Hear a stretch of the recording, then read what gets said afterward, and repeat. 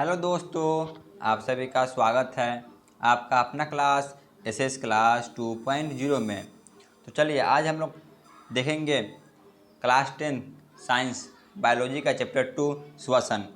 इससे रिलेटेड जितने भी एमसीक्यू क्वेश्चन बन सके उस सभी को कवर करेंगे। ये हमारा पार्ट फर्स्ट होगा, ठीक है ना। इसमें लगभग 15 से 20 क्वेश्चन को देखेंगे। तो चलिए बिना टाइम वेस्ट किए हुए अपने क्लास को शुरू करते हैं। पहला प्रश्न है, पौधों में वाष्पोत्सर्जन किस भाग में होता है, बताइए। पौधों में जो वाष्पोत्सर्जन होता है वह किस भाग से होता है? ऑप्शन ए पत्ता, option B full, option C जड़, ऑप्शन डी तना। बताइए किस भाग से होता है पौधों में वाष्पोत्सर्जन? तो यह पत्तों से होता है, ऑप्शन ए। ठीक है, आगे चलते हैं क्वेश्चन नंबर 2 पे। पौधों में गैसों का आदान प्रदान किसके द्वारा होता है, बताइए। पौधों में जो गैसों का आदान प्रदान होता है वह किसके द्वारा होता है? ऑप्शन ए रंध्र द्वारा, ऑप्शन बी जड़ द्वारा, ऑप्शन सी तना द्वारा, ऑप्शन डी टहनी द्वारा। बताइए क्या होगा।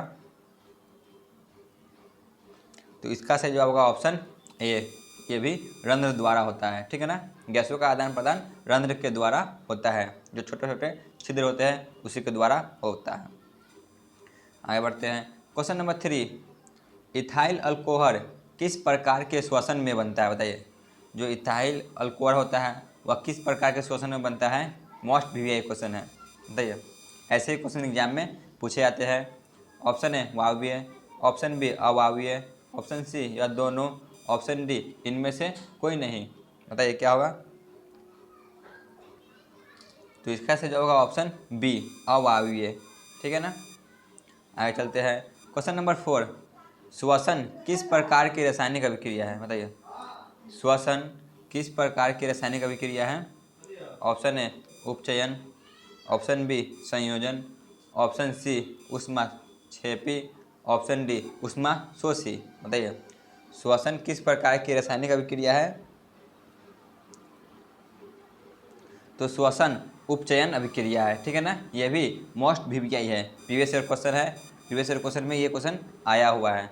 श्वसन किस प्रकार की रासायनिक अभिक्रिया है? तो उपचयन अभिक्रिया है। आगे बढ़ते हैं क्वेश्चन नंबर 5। निम्न में से किसे कोशिका का ऊर्जा मुद्रा के नाम से जाना जाता है, बताइए। किसे कोशिका का ऊर्जा मुद्रा के नाम से जाना जाता है? Option A ADP, option B ATP, option C DTP, option D इनमें से कोई नहीं। बताइए कोशिका के ऊर्जा मुद्रा के नाम से हम लोग किन्हें जानते हैं? तो एटीपी को हम लोग कोशिका के ऊर्जा मुद्रा से जानते हैं, ऑप्शन बी। आगे बढ़ते हैं क्वेश्चन नंबर 6। मनुष्य में सांस लेने और छोड़ने की क्रिया को क्या कहते हैं, बताइए। जो मनुष्य सांस लेते हैं और फिर उसे छोड़ते हैं इस क्रिया को क्या कहता है? ऑप्शन ए श्वसन, ऑप्शन बी निश्वासन, ऑप्शन सी निश्वासन, ऑप्शन डी श्वासोच्छ्वास।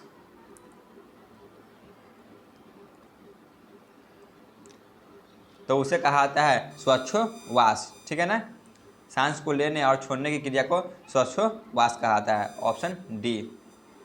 आगे बढ़ते हैं क्वेश्चन नंबर 7। तिलचट्टा में कितने जोड़े स्वास्थ्य रंध्र पाए जाते हैं? 2 तिलचट्टा होते हैं उसमें कितने जोड़े श्वसन रंध्र पाए जाते हैं, बताइए। श्वसन रंध्र कितने जोड़े पाए जाते हैं?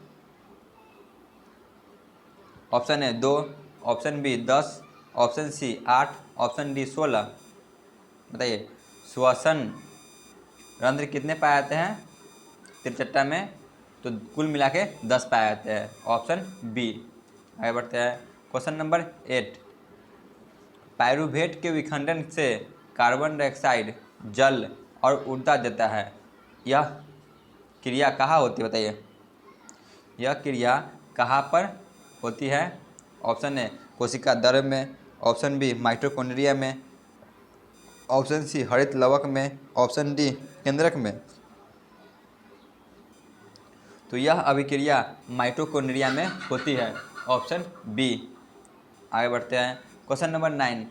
इनमें से कौन सी क्रिया सभी जीवों के लिए आवश्यक है, बताइए। हम सभी के लिए यह आवश्यक है, ऑप्शन ए प्रकाश संश्लेषण, ऑप्शन बी वाष्पोत्सर्जन, ऑप्शन सी श्वसन, ऑप्शन डी इनमें से कोई नहीं। बताइए कौन सी क्रिया सभी जीवों के लिए अनिवार्य है?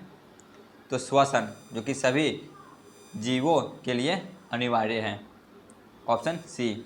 आगे चलते हैं, क्वेश्चन नंबर 10, मानव में श्वसन वर्णक कहाँ पाया जाता है? बताइए मानव में श्वसन वर्णक जो होता है वह कहाँ पर पाया जाता है? ऑप्शन ए क्लोरोफिल में, ऑप्शन बी हीमोग्लोबिन में, ऑप्शन सी कैरोटीन में, ऑप्शन डी इनमें से कोई नहीं। तो मानव में श्वसन वर्णक हीमोग्लोबिन में पाया जाता है, ऑप्शन बी। आगे चलते हैं, क्वेश्चन नंबर 11, दही के जमने में कौन सी क्रिया सहायक होती है? बताइए दही के जमने में कौन सी क्रिया सहायक प्रदान करती है? ऑप्शन ए किण्वन, ऑप्शन बी प्रकाश संश्लेषण, ऑप्शन सी अपघटन, ऑप्शन डी उत्सर्जन।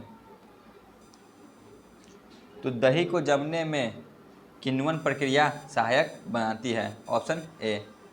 आगे चलते हैं, क्वेश्चन नंबर 12, कीटों के प्रमुख श्वसन अंग कौन होता है? बताइए जो कीट होते हैं कीड़े मकोड़े, उसके श्वसन अंग कौन होते हैं? Option A trachea, option B फेफड़ा, option C gills, option D gill कोष्ठ।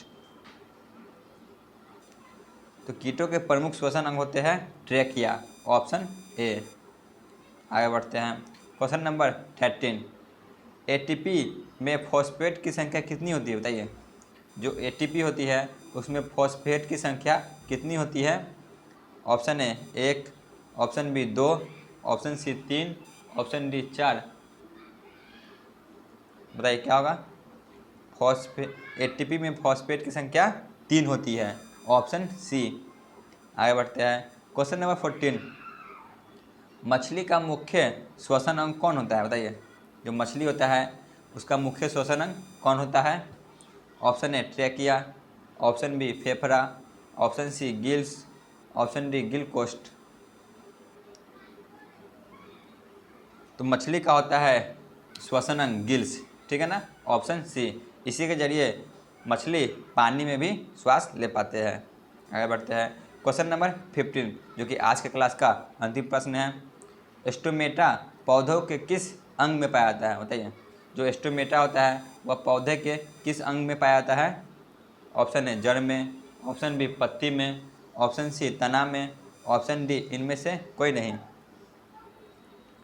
बताइए स्टोमेटा किस में पाया जाता है? तो स्टोमेटा पौधों के पत्ती में पाया जाता है, ऑप्शन बी। ठीक है, तो आज का क्लास यहीं पे ख़त्म होता है। इससे रिलेटेड चैप्टर 2 का पार्ट 2 आपको अगले क्लास में मिल जाएगा। अगर आप लोग चैनल पे नए हो तो अवश्य चैनल को सब्सक्राइब कर लें। धन्यवाद।